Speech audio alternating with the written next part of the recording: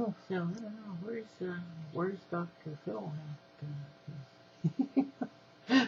Wasn't he supposed to be counting us down?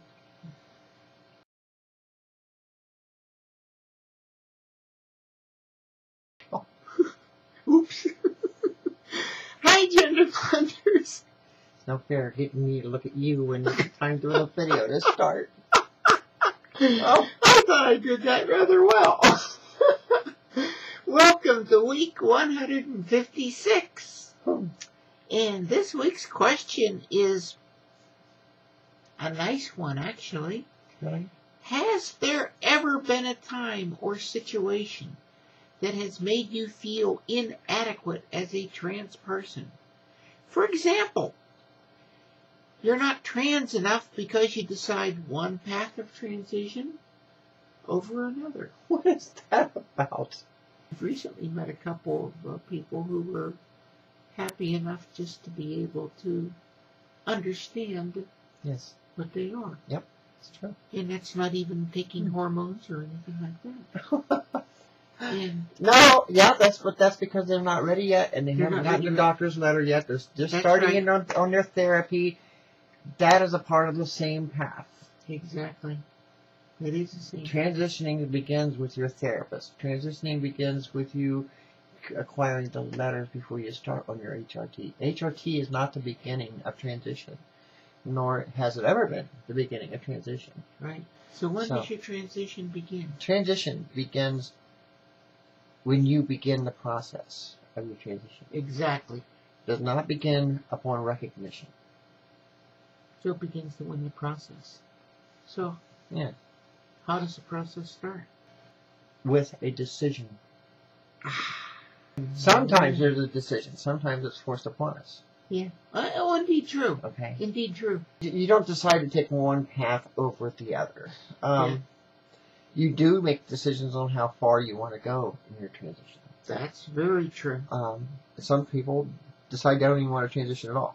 Right. They're still transsexuals. They want to be recognized. They really do have a cute face and are pretty girlish and everything else. Don't even start on their hormones. Right. And pretty much until they get through the phases, like they do start taking care of themselves and using the facial creams and so on and so forth, and keep their femininity.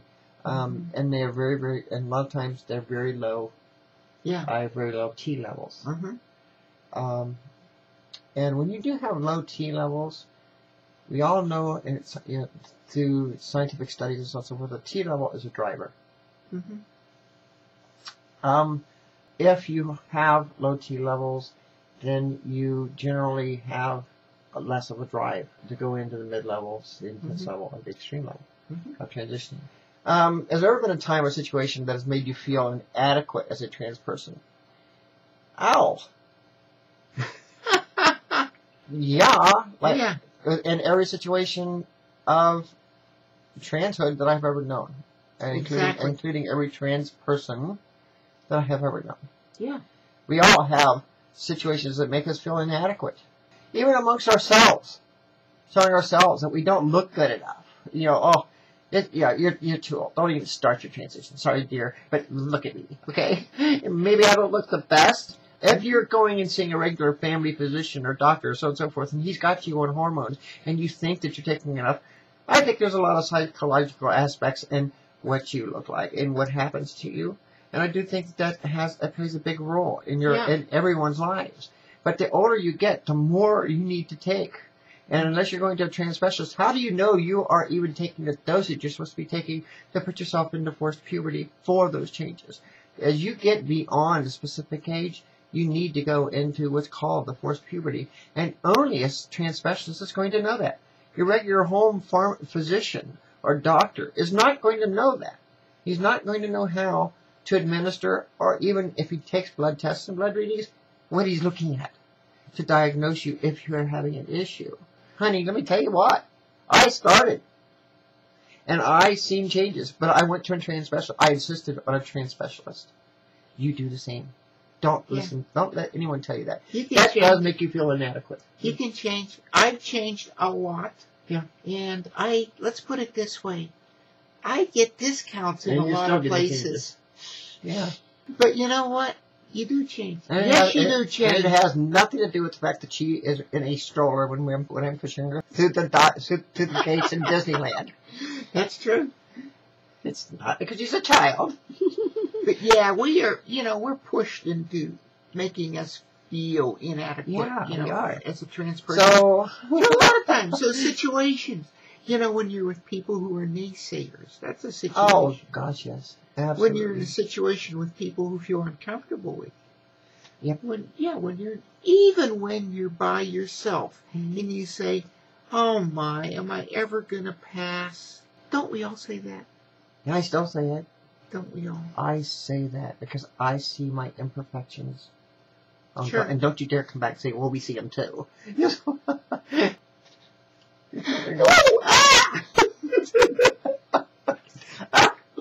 See, the good news is that it fits nice in a little groove.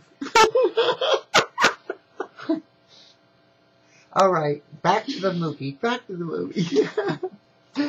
So, feeling inadequate. No one should be making you feel inadequate, and that includes your family. Biggest problem with transitioning and with transsexuals is coming out of the closet, because you lose friends, you lose family, Yep. You lose that support structure that you've always had, even though you never really had it as you. Honey, you're not going to get to transition that way. There's going to come a time when you revisit that decision and find, I wish. I'm still going through the I wish stage. She is. Yeah, she is. I am ecstatic about how much better I look and about the improvements that I have made. Don't make yourself feel inadequate. It's bad enough that others are going to try to make you feel inadequate. Yep. It's bad enough that friends and family are going to be non-supportive of you. And unless you're some of the very, very, very lucky ones. And we do have friends who are very lucky, who have very supporting families, because there is support out there now that their families can turn to and learn that, oh, wow, I can go someplace and they will explain to me what is going on with my son or daughter. That's right. That situation is, she's incorrect. Yeah. Okay, that's what's wrong. And parents today, in a lot of cases, are recognizing that and are able to go and start supporting their children and help them deal with what is wrong with them and get themselves corrected. Now, as far as deciding what path of transition to take, there's only one path. Okay? When you decide you're going to go into transition, there's that path. How far you're going to go down that path is up to you. The paths of transition are about like my hand. It's about just as correct. The first path is the path where you just recognize yourself and want to be accepted as and live as, and you look adequately enough, and you don't do anything else, and you don't go beyond that path. And that is the first road of transition. Second road of transition is where you actually want to start taking care of yourself, get some things done, possibly some electrolysis and so on and so forth. You're not getting any FFS done, you're not doing any breast augmentation, you're not having any GCS, gender corrective surgery done. And you might or might not start on an HRT program. And that's the center. Then you have the intense. The intense is where they have to start on their HRT program and though they may be in the middle, they're eventually toward the end going to say, I've got to go all the way. Yeah. And they're going to want to go and have their surgeries done. Yep. And there are levels of transsexuality. Mm-hmm. Then the extreme level, well, that's just everything. You've gone over the hump and everything else. And the extremes and intense levels end up here. Okay? Right. We have friends here on the internet who have stated for years that they weren't going to go and have surgery. They were far enough along with their transition. They had found their comfort zone. They looked like a girl, and they were very happy. They're now getting their gender corrective surgery. That's right. You don't ever stop transitioning. People turning around saying, oh, for your final stages of transition. What is that? Yeah, I've heard that said a lot. And I'm going, why are they telling people that? As you know, there is no final stages of transition. That's right. At all. Because Keeps going. No, it does. Keeps going forever. It really is. I have gone, I've had my surgeries and everything else, and I'm still seeing physical changes.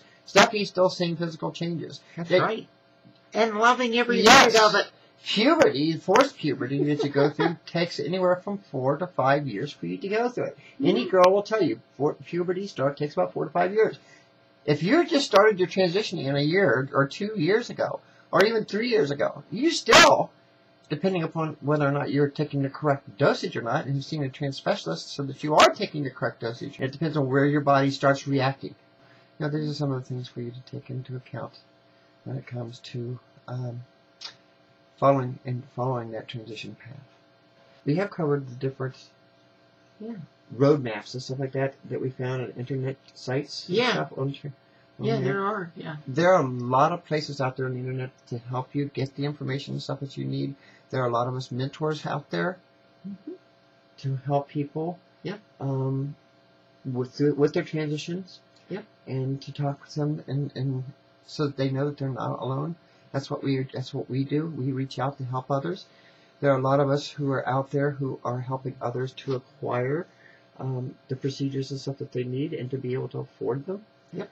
Including everything from electrolysis to FFS to other work that needs to be done, including your GCS, your gender corrective surgery, which used to be called SRS, but it's GCS, gender corrective surgery, and it is spreading like hotcakes because, for example, no one's being reassigned. I have not been reassigned, so using SRS is inadequate as some of the other issues.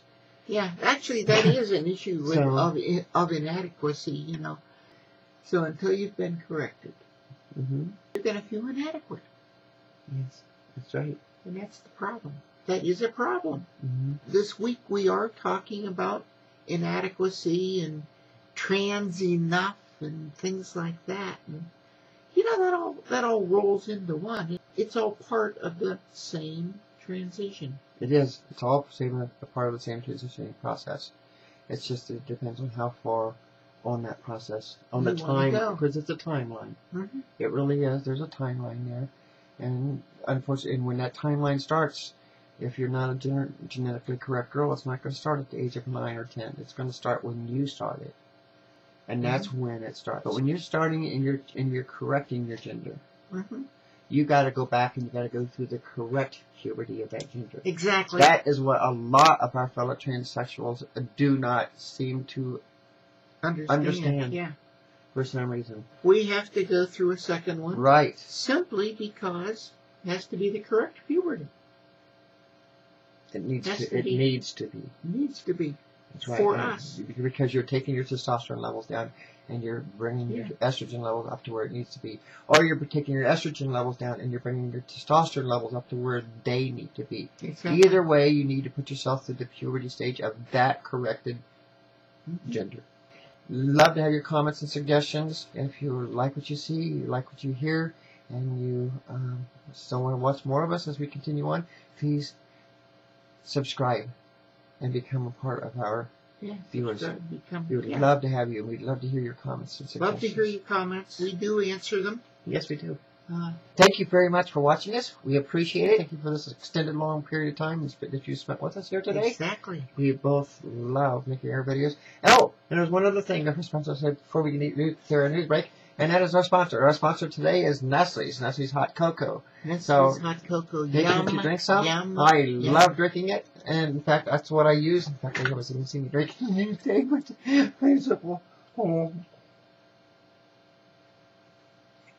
really good stuff. So he downed that pretty fast. So anyways, Nestle's Hot Cocoa. Nestle's Hot Cocoa. Get some in a store near you. Okay. Good. So until next week, I'm Steffi. And I'm Stephanie. Bye-bye. Bye.